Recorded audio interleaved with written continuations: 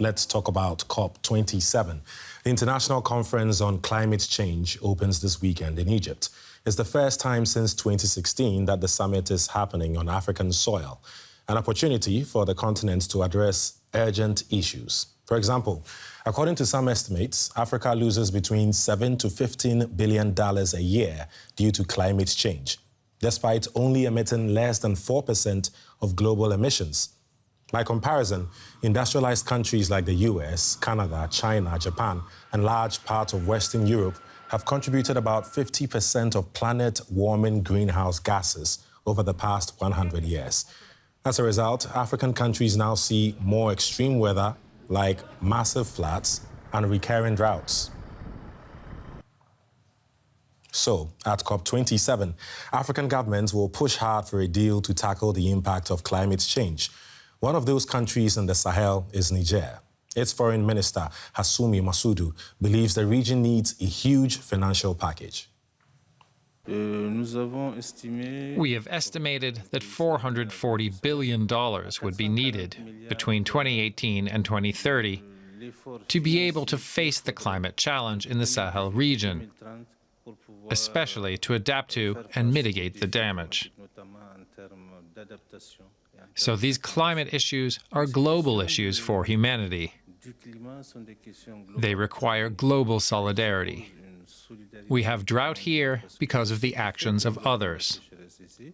We are not responsible. That was Niger's foreign minister, Hassoumi Massoudou. Now, while some parts of Africa suffer severe droughts, other parts are experiencing heavy and frequent rainfalls, as is currently happening in Nigeria. A small town in the Democratic Republic of Congo is also dealing with overflows from Lake Tanganyika, one of the world's largest lakes. The fishing communities have already been suffering from high water temperatures, killing fish. Now, the rising water levels and mudslides are further devastating the community. The lake is eating away at homes. Bit by bit and meter by meter, the water has risen so high that thousands of people in the town of Kalemi have been displaced. Look, here was a very nice house. On the other side, all the people have fled. We don't know where to get help so that we can rebuild. Look at all this closely. We're living through a nightmare. Tanganyika has destroyed us all.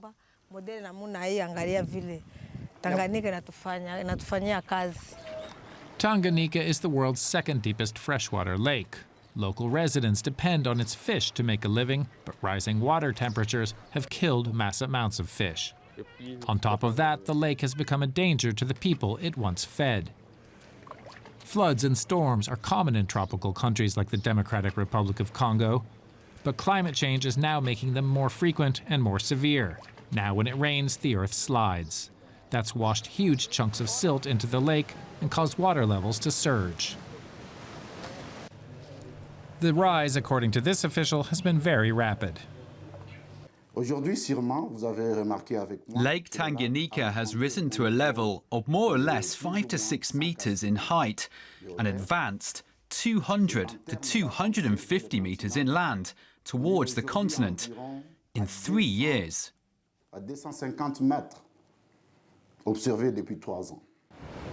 For Kalemi's residents, each day has become unpredictable. The hope is that the global community will take note of it. And that's why world leaders, government officials, and other delegates will attend this year's climate change conference in Egypt. Many young climate activists will also be there. I had the honor of speaking to one of them, Anita Soina, a 22-year-old environmental activist and author from Kenya. She told me why it was so important for her to attend COP27. I first of all believe that the only qualification that we all need to conserve the environment or participate in climate action is the fact that we live in this planet, and the fact that they say there is no planet B, there is no livable planet B. we only have one Earth. And that makes it the reason why we as young people should come and protect the planet. Another thing is looking, it's not only affecting our future, it is affecting our present. So there is a need for all of us to come together as one voice to champion for climate action. Very eloquently said. Now, a while ago, you said, quote, "We are already feeling the effects of the climate crisis. There's nowhere to quarantine from the climate crisis. Therefore, we must act now." Are you saying that leaders are not doing enough to tackle climate change? Oh, yes. Leaders have previously not tackled climate crisis as a crisis that it is. It has been times and conferences and meetings of discussions and commitments being put in place, but not really being taken as a crisis that it is. Why I say so is because it has taken loss of lives, serious hunger that we're having now in Kenya, mudslides, landslide, flooding, even in the Western countries, for leaders to actually start looking at it like it is an emergency, when clearly all these things happening were predicted before. So if they took this as an emergency, that it is, I believe that we would not be having the worst effects of climate change that we're having right now. I remember when I joined the space, I used to hear this saying that scientists are warning that by 2030 we are going to have the worst impacts of climate change being irreversible. So this is to say that there has been scientific knowledge before, but there has been little action towards climate. Another thing is also, I am looking at COVID, yeah? The reason I say so is because of COVID. COVID showed us that our leaders can actually act if they want to. When we had no COVID cases a day like today, and a day like tomorrow we have one COVID case, and there was money being put in place to contain COVID. There was a lot of action towards containing COVID. So I was trying to imagine, for COVID at least we could self-isolate, we could quarantine in the house. But for climate change, I don't know how you can quarantine from flooding. So it is clear that if they could act swiftly on that, then it could be easy on this. And for this, we cannot self-isolate. Yeah, totally. I mean, as you said, there's no planet B, so this is the only planet that we have. Tell us, you particularly have a personal connection to climate change. What is it? I'd say growing up as a person from the Maasai community that I proudly belong to, we have been the most affected, one of the most affected communities by climate change. I mean, we have had droughts before, but this time it's been very severe with almost 4 years of no short and long rains. I remember growing up elsewhere from my mom's family, which is away from the Maasai community. We used to farm maize twice a year. But today, because of changing weather patterns and rainfall distribution, you realize that we have to farm maize only once a year. So these are the things that have also affected food production. We have the water scarcity issue. It's affecting livestock, and it's actually even affecting our way of lives. Yeah, it's affecting everything, including culture, which now we as pastoralists have to start thinking how we are going to live differently, how we are going to do our way with livestock so that we can be able to adapt to the current climatic change situations and possible future effects as well. Kenyan climate activist Anita Soyina there.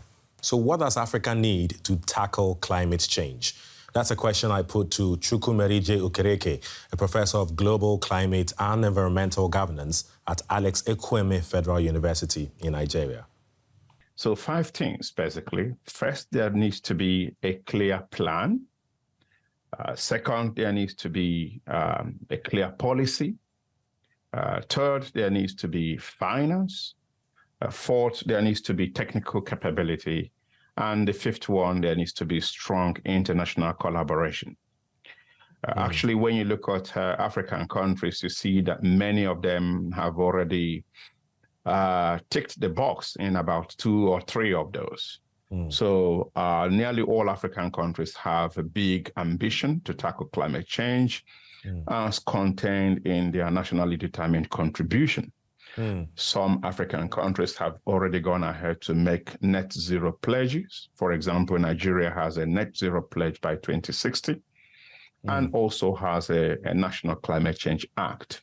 One thing you mentioned sorry to cut you there, one thing you mentioned in your 5 points that you made was the financial part, right? Financing is very key in helping to tackle climate change.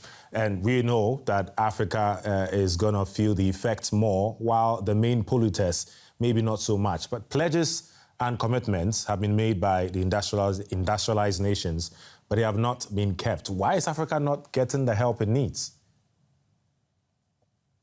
Well, I think that is the question that is perhaps even best answered by the rich countries who have made the promises and failed to keep them. This is also the question that I have had for the rich countries for a very long time.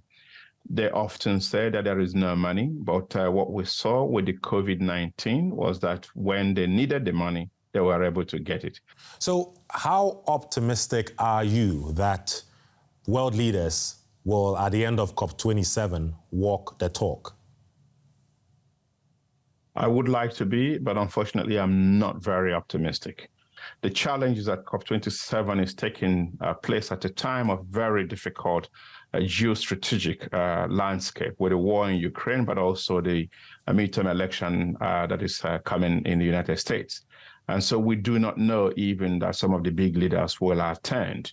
However, that has not stopped African leaders from making the point that COP27 has to work for Africa. So let's see how it goes. Okay. Chukwu Mary-J. Okereke, Professor of Global Climate and Environmental Governance at Alex Ekwueme Federal University in Nigeria. Thank you very much for your time.